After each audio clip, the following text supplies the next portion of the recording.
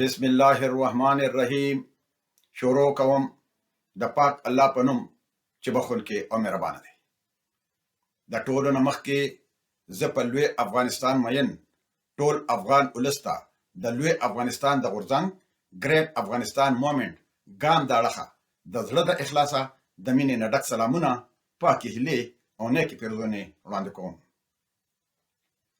زما د نننۍ بیانیې موضوع ده د امریکې په افغانستان کې شتون 18مه برخه. ګرانو وطنوالو، په تیره شوې ویډیو کې ما تاسو ته د ملیشو اړوند خبرې کړې وې. نو ډګروال نیومن غوښتل چې د کلي ملیشې د مارجې پاتې سیمو ته خپرې کړي. د مارجې د قومي مشرانو یوه لویه شورا د جون په میاشت کې جوړه شوه. بازګل، ګل ملا او ګل محمد د کلي د ملیشو په ملاتړ کې په هغې کې ګډون وکړو. د جون په 30مه د ولایت د والي مرستیال د مرکزی بازار د شاوخوا له سیمو څخه د 25 قومي مشرانو یوه ډله د مارجې د نوې موقتي ټولنیزې شورا په توګه وټاکله چې بازګل یې د رئیس په توګه وټاکل شو. په عین وخت کې د مرین ځواکونو بهر ته ګزموله زور ورکړی و. د طالبانو د ځواک اټکل یو څو سلو ته راټیټ شوی و. نیومن د مارجې په څنډه کې چې د طالبانو په خوره کې دننه شتون لرلو د پوستو نوې کرښه جوړه کړه. دې پوستو د طالبانو بریدونه د سړکونو او بازارونو څخه لرې کړل او بازارونو ته نږدې کلي هم اوس ډېر خوندي شو. د بازګل، ګل محمد او ګل ملا ملیشې د مرین ځواکونو سره په ګزمو روانې وې. لکه څنګه چې د هغه ملیشې وده وکړه، نو ګل ملا به د کلو پوستو او د مرین ځواکونو سره مرسته کوله. ځینې وختونو کې به هغه په خپله هم د مرین ځواکونو سره بهر وتلو. یو ځل د یوې چاودېدونکې وسیلې چرو هغه ټپي کړی هم و چې هغه د هغې مرین ځواکونو د یو کس لپاره جړل چې په ورته چاودنه کې مړ شوی و. وروسته ګل ملا را په یاد کړل چې موږ ډېر سړي له لاسه ورکړي وو. زموږ د هڅو پرته به د مرین ځواکونه په مرجع کې چېرته هم بریالي شوي نه وو. د اګست په میاشت کې به طالبانو په شمالي مرجع کې په یوه اونۍ کې 80 بریدونه کول. د اکتوبر په پای کې لکه څنګه چې به ګرمي په کمېدو وه او د اوړي د جوارو حاصل به راټول شول، نو بیا دا شمېر یې 30 ته راکوز شوی و، ځکه چې طالبانو به د پټېدو ځای نه درلود. په داسې حال کې د مرین سرتېري اوس د مارجې څنډو ته رسېدلي وو. لکه څنګه چې د طالبانو شمېر په کمېدو شو، نو ملیشې زیاتې شوې. قومي مشرانو وروسته وغوښتل چې خپله ملیشه ولري. 40 مختلف مشران تصویب شو چې هر یو ته د 1200 څخه تر 1500 پورې د کسانو اجازه ورکړل شوه. د اکتوبر او د کال تر پایه پورې په ملیشو کې د قبایلو ټول شمېر له 400 څخه تر 850 پورې دوه چنده شو. قبایلو به ملکي جامې اغوستې وې چې د مرین ځواکونو لخوا ورته ورکړې شوې وې. په موټونو به زیړې پټې د پیژندلو لپاره تړلې وې.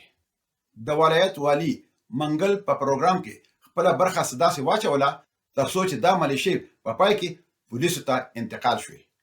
قومي مشرانو د مرین ځواکونو ته وویل چې موږ دا ژمنه کوو چې زموږ ځوانان کولی شي د خپلو کلیو ساتنه وکړي او د روزنې لپاره به اړتیا ونه لري. د ملیشو یو نوی قمندان محمد آصف و چې 32 کلن وردګ کډوال و چې په شمالي مرجع کې اوسېدو. په داسې حال کې چې طالبانو د هغه په کلي کې ګزمې کولې، نو آصف د طالبانو پر ضد د پاسېدو انتظار کاوه. د اګست په میاشت کې د مرین ځواکونه په لنډ وخت کې له دې کلي څخه تېر شول. بیا دوی له کلي څخه 1 کیلومتر لرې پوسته جوړه کړه او بیا یې یوه بله پوسته هم جوړه کړه. نو ډېر زر د آصف د کلي کنټرول د طالبانو او د مرین ځواکونو ترمنځ په لومړۍ کرښه کې و. په نهایت کې د طالبانو د شا کېدو سره آصف او د هغه قوم ژمنه وکړه چې د طالبانو پر وړاندې به د خپل کلي دفاع وکړي. د مرین ځواکونه اوس نږدې شوي وو او دوی په آرامۍ احساس کاوه چې د طالبانو د ځای پر ځای شوي چاودېدونکو توکو یا د طالبانو د پټ ځایونو نه د بریدونو مخه ونیسي. تر ټولو په زړه پورې د مارجې له وچې څخه د نوې ملیشې قمندانه بیبي فیروزه وه چې په حاجي یعنې عابده هم مشهوره وه. هغه 40 کلنه وه او هېڅکله هم ښوونځي ته نه وتلې، خو د روسیانو په وړاندې د مجاهدینو قماندا کړې وه. ځایي افسانه دا ده چې طالبانو د هغې زوی وژلی و، نو د خپل زوی د مرګ نه وروسته هغه پریکړه وکړه چې د طالبانو سره جګړه وکړي او ملیشیا جوړ کړي. د هغه د عمر له امله هغه کولای شو چې یوازې د سر سکارپ سره بهر اوزي او مخ به هم نه پټاو. د هغه د تجربې له امله نارینه قومي مشرانو به په غونډو کې هغه زغمله. طالبانو هڅه وکړه چې ادعا وکړي چې هغه د دوی په خوا کې ده، خو دا صحیح خبره نه وه. هغه خپل کورنۍ د خپل تنکو لمسانو په ګډون د طالبانو په وړاندې جګړې ته راوستي وو. هغه د دښتې په څنډه کې ژوند کولو. هغه د راتلونکو شپږو کلونو لپاره په پرلپسې جګړو سره مخ شوی وه چې بالاخره د ملالۍ میډال ترلاسه کړی وو چې دا د یوې ښځې لپاره د حکومت تر ټولو لوړه جایزه ده. د نومبر په میاشت کې د مرین ځواکونو افغان فوج او قومي مشرانو مرجع قلابند کړه. چاودېدونکو توکو لا هم د مرین ځواکونو د ګزمو مخه نیوله، مګر دا په ډیره ټیټه کچه وه.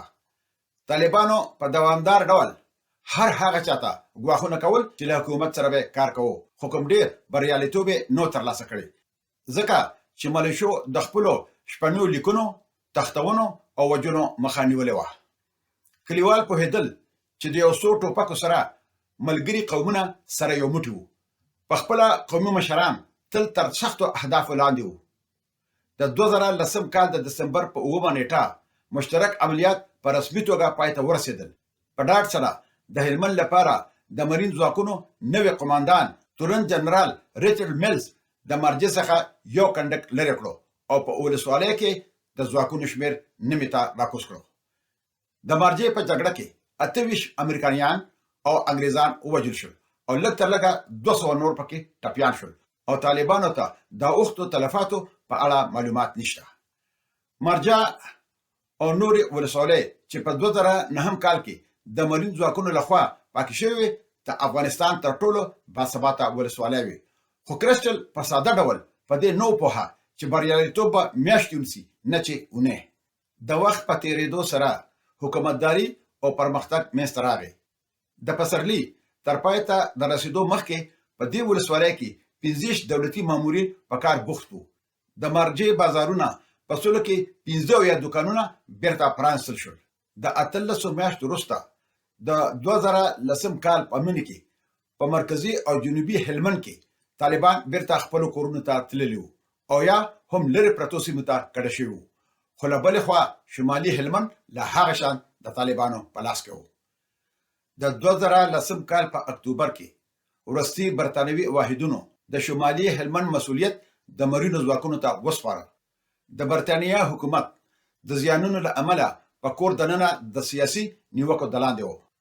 په ځانګړې توګه په سنګین کې چېرته چې 106 برتانوي سرتیري وژل شوي وو چې هغه نږدې د برتانوي ټول ټال برتانوي مړه شوي عسکرو 1/4 وو، کوم چې په افغانستان کې له کال 2001 څخه تر د کال 2014 پورې وژل شوي وو. انګریزانو خپل ځواکونه د سویل لور ته واستول او په ګرشک، نادلي او باباجي تمرکز وکړو. شمالي هلمند اوس د مرین ځواکونو ستونزه وه. د کجکي بند د هلمند او کندهار د برېښنا لپاره جوړ شوی و. په کال 2010 کې د بند له 3 توربینونو څخه یوازې یوې کار کوو چې د کندهار ښار به په ورځ کې یوازې 4 ساعته برېښنا لرله. انګریزانو د 2008 کال په سپتمبر کې د یو کنډک په اندازه عملیات پیل کړل تر څو یو نوی دویم توربین نصب کړي چې لښکرګاه او کندهار ته نوره برېښنا ورسوي. خو د طالبانو شتون د حلقوي سړک څخه د درنو تجهیزاتو او موادو د لیږدولو مخه ونیوله. جنرال پیټریاس په دې باور و چې په کندهار کې اوږدمهاله ثبات د اقتصادي پرمختګ لپاره په کافي برېښنا پورې اړه لري. هغه پریکړه وکړه چې د کجکي بند باید ترمیم شي. په کمپ بیسشن کې تورن جنرال ریچارډ میلز د کجکي د لارې د خلاصولو لپاره یو لړ عملیات پیل کړل. مرین ځواکونه د طالبانو پر ضد مخکې لاړل. د شمالي هلمند د اسحاقزي او علیزي قومونه له 2005 میلادي کال راهیسې له طالبانو سره وو چې د هلمند او دغه د سندو په اوږدو کې لږ تر لږه 2 لکه کسان اوسېدل. د شمالي هلمند لرې پرتو سیمو کې یعنې د هندوکش په لمنو کې له 2001 کال وروسته هیڅکله هم د دولت شتون نه لیدلی. د کجکي شمال ته د الیزو د 50 زرخیزې علاقې د زمیندارو د کوکنارو یو بډایه سرچینه وه او د وسلوالو طالبانو یو قسم لا کور و. د کجکي او د هلمند د نورو برخو ترمنځ سنگین و چې د لښکرګاه، کجکي او موسی قلعه ترمنځ ستراتیژیکي لار وه چې هلته له 600 تر 800 طالبانو فعالیت کوه. انګریزانو د ولسوالۍ د مرکزی بازار او په شاوخوا کلي کې د یوې قرارګاه دفاع کوله. الوکوزو د حکومت ملاتړ کولو، نو هغه اسحاقزي چې تر د کال 2006 وړاندې د الوکوزو لخوا ورسره ډیر بد چلن شوی یو سخت بغاوت وکړو. په داسې حال کې چې د مارجې، ناوې او ګرمسیر قومي مشرانو به د حکومت مرسته کوله. په سنگین کې د حکومت پر ضد کلک مخالفت شروع. د 2010 کال په سپتمبر کې دریم کنډک او 15 د مرین قطعې د سنگین په پاکولو پیل وکړو. هغه د مرین ځواکونه چې په خوای په مرجه کې دنده تر سره کوله ومندل چې د سنگین جګړه ډیره زیاته سخته جګړه وه.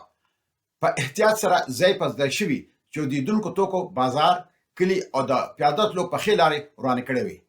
د طالبانو وړو ډلو به هغه وخت داسې پیل کړې کله چې به د مرین ځواکونه د چاودیدونکو توکو یو ځای ته نږدې شول. د سکواډ مشر بریدمن کلینک تومن مشاهده وکړه چې پلاټون احساس کوو چې په پای کې به هر څوک د میز نه لاړ شي. که څومره هم دوی تجربه لرونکي دي، خو د غزبو په جریان کې چې چا هم په چاودیدونکو موادو خپه کېښوده نو دوی به والوزولی شي. په 3 اونو کې کنډک په 100 اوروجنه کې ښکېل شوي وو چې پکې 2 تلفات د لاسه ورکړي وو. د مرین ځواکونو په ډېر اغېزناک ډول د اوروجونکي ځواک غوښتنه وکړه چې په هغې کې د کرسمس پورې لږ تر لږه 170 توپخانې او هوایي بریدونه چې 440 پونډه بمونه پکې هم شامل وو چې دا د نورو د مرین د کنډکونو څخه ډېر زیات وو. د مني په وروستو او د ژمي په لومړو کې جنرال ریچل میلز د 600 اضافي د مرون ځواکونو سره سنگین نور هم پیاوړی کړو. د ډېرو حسابونو له مخې د مرین ځواکونو سخت یرغل د طالبانو جنګیالي هم حیران کړل. یو ځایي مشر سیلونکو تیو پارل او انتونیو ګیوستوزي ته وویل کله چې امریکایي د مرین ځواکونه سنگین ته ورسېدل نو یو معجزه جګړه یې وکړه. دوی به د طالب جنګیالو په پرتله ډېر خطرناکه جګړه کوله. دوی په یو میاشت کې طالبان د سنگین ولسوالۍ له مرکزه ډېر لرې کړل. طالب قماندانانو څېړونکو ته وویل چې درنې جګړې دوی دې ته اړ کړل چې تاکتیکونه بدل کړي او له مرین ځواکونو سره تماس کم کړي. د دسمبر په پای کې د مرین ځواکونو د بازار او د کجکي پر لور د سړک کنټرول په لاس کې اخیستی و. په شاوخوا کلو کې طالبان د هغه کرنیزو ځمکو له کمربند څخه چې د سړک او شمالي لوري ته د سیند ترمنځ پرتې وې نه بهر ته په وتلو باندې مجبور کړي وو. په ورته وخت کې ولایتي والي منګل د سنگین ولسوالۍ الکوزو ته د ورتلو په هڅو کې بوخت و، ځکه چې منګل پوهېدو چې دا قبیله د اسحاقزو سخت سیالان دي. د کال 2011 د جنورۍ په لومړۍ اونۍ کې له 100 میاشتو ځنډ وروسته منګل د الکوزو له قومي مشرانو سره د سولې هوکړې ته ورسېد. دوی ژمنه وکړه چې طالبان به د سنگین په شمالي سیمو کې له خپلو کلو څخه وباسي. د منګل په ان دغه تړون د کجکي د سړک د خوندي کولو لاره پرانستله. په پسرلي کې د مارجې د نمونې په تعقیب الکوزو ملیشا استخدام کړه. په لومړي سر کې شمیر لږ و چې بیا وروسته 300 کسان بالاخره د افغان محلي پولیسو له نوي پروګرام سره یوځای شول. حکومت په کال 2011 کې د سنگین ډېره برخه تر خپل کنټرول لاندې راوسته. یو ټولنیزه شورا جوړه شوه، ښوونځي پرانستل شوې او سړکونه بیا پاخه شول لکه څنګه چې په جنوب کې په ولسوالو کې شوي وو. خو لګښت یې ډېر زیات لوړ و. دریم کنډک، 5م د مرینو کنډک او هغه شرکتونه چې د دوی تقویه یې کوله په هغې کې 9 تنه مړه او 200 ټپیان شوي وو. په ټولیز ډول له 2006 څخه تر 2014 کال پورې په سنگین کې 150 برطانوي او امریکایي د مرین سرتیري په جګړه کې وژل شوي وو. د سنگین څخه د مرین ځواکونو په کال 2011 او کال 2012 کې د شمال په لوري خپل فشار زیات کړی و تر څو چې د کجکي بند ته لاره خلاصه کړي. د طالبانو مهم غړي په لرې پرتو شمالي سیمو کې پټنځایونو ته ستانه شوي وو. دوی کولی شو چې په اسانۍ سره د زمیندارو په زرخیزه دره کې ژوند وکړی شي. د مارین ځواکونه به کله ناکله هلته تېرېدل، مګر ډېر وخت به نشو پاتې کېدی. د ګرشک او سنګین ترمنځ د اساسو سډلو هم د حکومت سره جګړې ته دوام ورکړی و. له بلې خوا د سنګین او کجکي ستراتیژیکې سیمې له طالبانو پاکې شوې وې.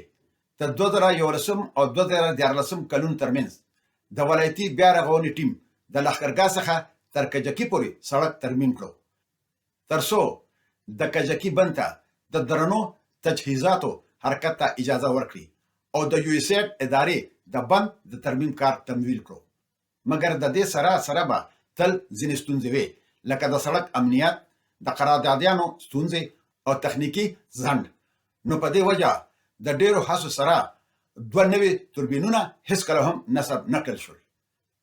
منګل په هلمند کې د مارین ځواکونو اولیاتي بیا رغونو ډلې په مرسته په حکومت کې اصلاح وکړه.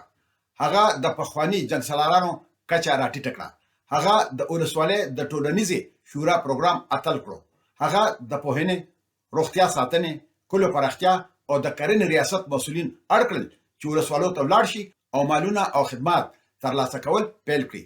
هغه د ښوونکو او ډاکټرانو کمی نه زغملو او هغه ولسوالان په دندو وګومارل. د دې کار پایلې د پام وړ وې.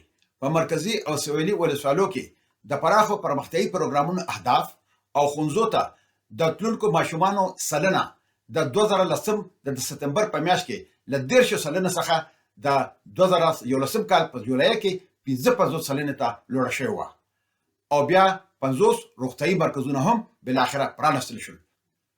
په 8 ولسوالو کې ټولنیزې شوراګانې وټاکل شوې، خو په دې ټولو کې شاید تر ټولو ډراماتیک د جنګسالارانو د واک کمول وو. د سروې د ځوابونکو سلنه چې په دې باور وو چې په سویلي او مرکزي هلمند کې د ولسوالۍ حکومت د خلکو په استازیتوب عمل کړی دی. د کال 2010 په نیمایه کې د 40 سلنه څخه د کال 2011 په پای کې 2 سلنه ته لوړه شوې وه. خو دغلته په پټه یو بل سره روان وو. نیکلسن، نیومن، کریسمر، ورد او نورو د مارین قوماندانانو په مارجا، نادلی، ګرمسیر، ناوا او سنگین کې د واک انډول بدلاوه. د مارین ځواکونو هغه قومي مشران پیاوړي کول چې په خپل سیمو کې په لومړۍ کرښه کې اوسېدل او په ناڅاپي ډول زاړه جنګسالاران په ځانګړې توګه شېرمحمد بې واکه کول وو چې په داسې حال کې د هلمند د خپلواکو مشرانو یو نوې ډله راپورته شوه. پولیس په ډراماتیک ډول ښه شوی وو. لکه څنګه چې د دوی سیاسي رول پراخ کېدل شروع شو، نو قومي مشرانو به خپل ځامن او قبیلوي کسان په خپله خوښه ګومارل کولو ته وړاندې کول. دوی اکاډمۍ ته لاړل، فارغ شول او بیرته خپلو ولسوالو ته د امنیت د څارنې لپاره ولاړل چې دا د ملیشې د پولیسو سره د یوځای کېدو لپاره یو ښه ګام جوړ شوی و. لکه څنګه چې کلي ثبات شول، نو د قومي ملیشو ځینې برخې ورزغول شوې چې بیا په پولیسو بدلې شوې. په لښکرګاه کې د نیکلسن نږدې روزنیز مرکز ګټور ثابت شوی و. مارجا، نادلی، ناوا، ګرمسیر، ګرشک او سنگین هر یو له 200 څخه تر 300 پورې پولیس درلودل. د کندهار نوی امنیه قومندان حکیم انګار چې د کندهار څخه یو تکړه او تجربه لرونکی الوکوزی و، د راپور ورکولو معیارونه، د یونیفارم او بوټانو اړوند د کسانو روزنه پلی کړه. په کال 2011 کې په مارجه کې د مارین د چارو سلاکار متیو لیسنزویک تبصره وکړه چې د شرایطو په پام کې نیولو سره پولیس بد نه و. د پولیسو وسلې او مهمات پاک وو او یونیفارم په حیرانتیا سره په ښه حالت کې ساتل شوی و. په واقعیت کې په ځینو سیمو کې افغانان د ائتلافي ځواکونو څخه غوره وو. د پلاتون په کچه افغانان د مارین د ځواکونو په پرتله ډیر زیات چټک وو. افغانان په سپکو وسلو سمبال وو. پولیس کولی شو چې په 20 دقیقو یا لږ وخت کې د پلټنو په اندازه تنظیم وکړي او بیا یې ځای پر ځای کړي، او په نورو 100 دقیقو کې دوی کولی شو یوه ساحه پراخه او په بشپړه توګه ډکه کړي، کوم چې د دښمن له نظره یو پیاوړې وړتیا وه. د هلمند د افغان حکومت د سمون لپاره د برتانوي او امریکا تر ټولو د هوښیارو او ځواکمنو هڅو استازیتوب کوو، خو د بده مرغه حتی د دومره هڅو سره به هم کارونه مخ پر وړاندې نه تلل، ځکه چې فساد په دومره لوړه کچه و چې هغې د هر پرمختګ مخه نیولې وه. د ښه حکومت رامنځته کول د افغان کلتور او سیاست پر وړاندې د نه منلو وړ درجې ته وردیکه کړو. د ځمکې سمون داسې سخت و لکه څنګه چې په بشپړه توګه د فساد له منځه وړل و. د منګل اداره د نورو ولایتونو په پرتله کمه فاسده وه، خو بیا هم د کوکنارو مالیه، رشوت او د څارنوالو څخه د تیښتې لپاره پیسې ورکول یوه عادي خبره وه. سیاست د سرپرستۍ پر بنسټ ولاړ و، بل اړخ ته فساد له انقلابي مداخلې پرته له منځه نه شو وړل کېدی. خو په هلمند کې د برتانوي او امریکایانو له هڅو باوجود د فساد پر ضد انقلابي مداخله هغوی ځکه نه شو کولی چې هغوی د حکومت ملکي وګړو ته اړتیا لرله، خو د بده مرغه هغه ټول د حکومت چارواکي به په خپله په فساد کې ککړ وو. ګرانو وطنوالو، د دې نه وروسته چې څه وشول نو هغه به زه تاسو ته په راتلونکي ویډیو کې بیانوم انشاءالله. اوس به په لویه لاس سپارم. تل د وي پښتو، تل د وي پښتونولي او تل د وي د اباسین نه واله تر د امه پورې زموږ د پلار نیکه ګران او خوږ وطن لوی افغانستان. د ازادۍ په هیله، مشال خان ټکر.